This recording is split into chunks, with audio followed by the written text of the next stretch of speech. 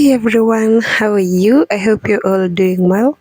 Welcome back to my YouTube channel. Just in case you're new to this channel, my name is Melissa and I'm welcoming you all. Kindly subscribe to my channel if you haven't, and if you're a returning subscriber, thank you so much for always coming back to watch my content. I really appreciate and I love you guys.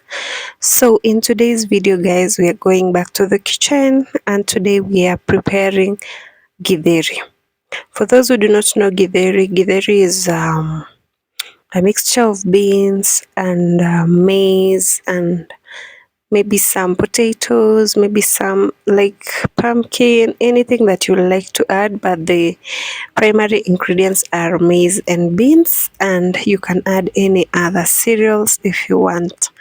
So here I'm sorting out the beans. These are dried beans. I'm sorting them out. Then after sorting them out, some people will soak them, but myself I didn't have to because this variety cooks in less time. So after sorting your beans, you'll go and wash them and set them aside, and then we proceed to the next ingredients. So after I had sorted my beans guys, I went to wash them and then I came to prepare maize.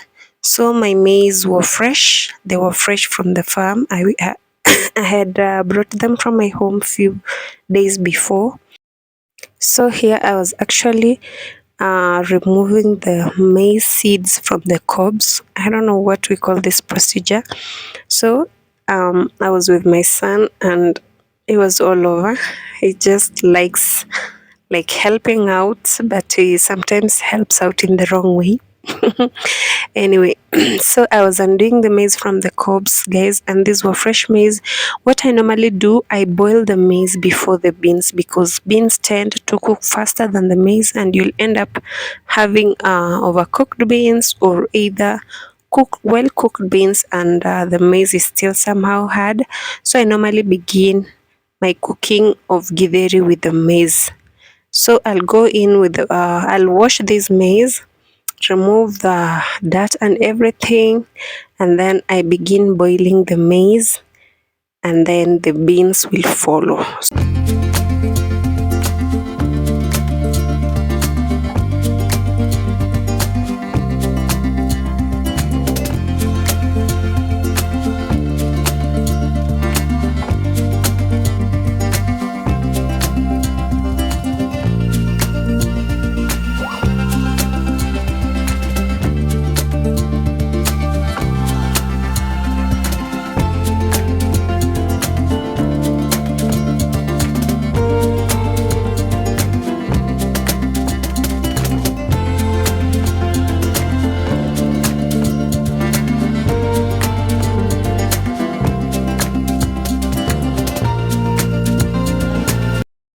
So here guys, this is my boiling maize, and then once they begin to turn yellowish in color, I come with my washed beans and add to the maize, and this will ensure that by the time these beans are cooked, the maize will also have cooked.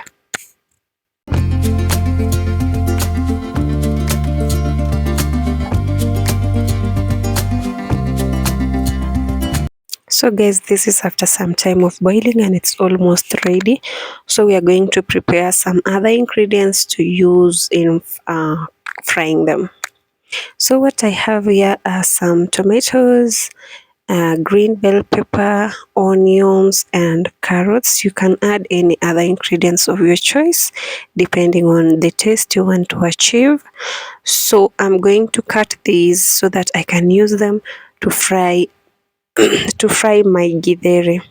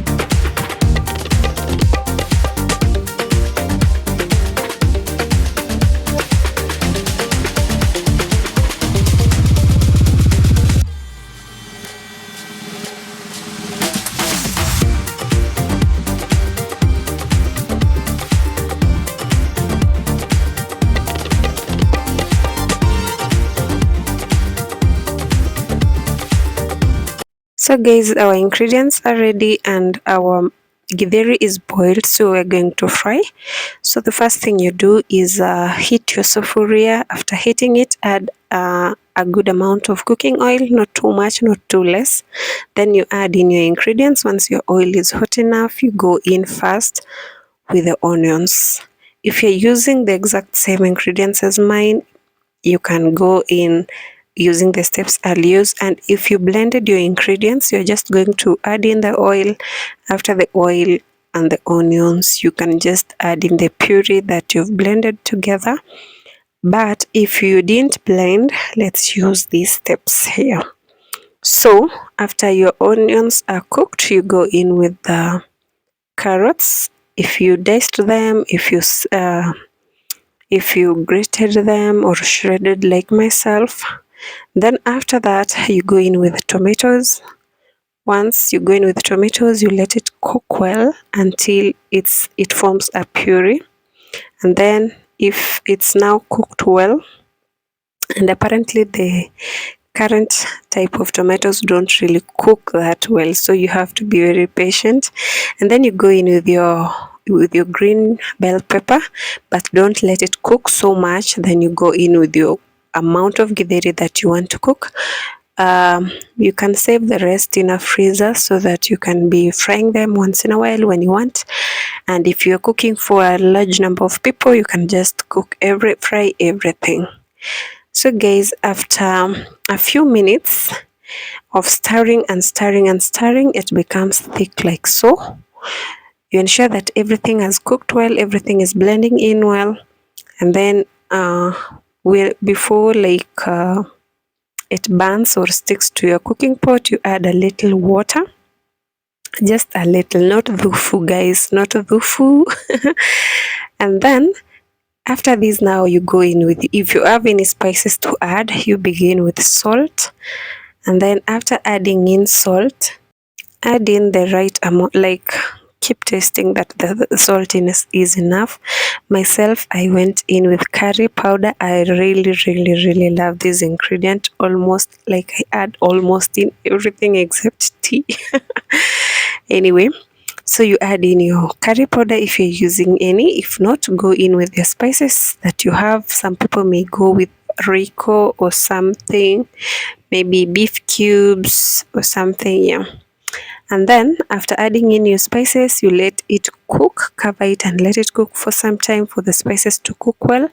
And thereafter, when it's ready, you go in with your coriander. After adding in coriander, your food is ready to serve, guys. You just switch off your source of heat or fire and serve your githeri. Okay, in this githeri, we didn't add in any potatoes, and this is the outcome. You can serve with tea, you can serve with anything of your choice, you can consume as it is. It's very delicious, it's very tasty. Try out this recipe guys and you will really enjoy. Thanks for watching. See you in the next one.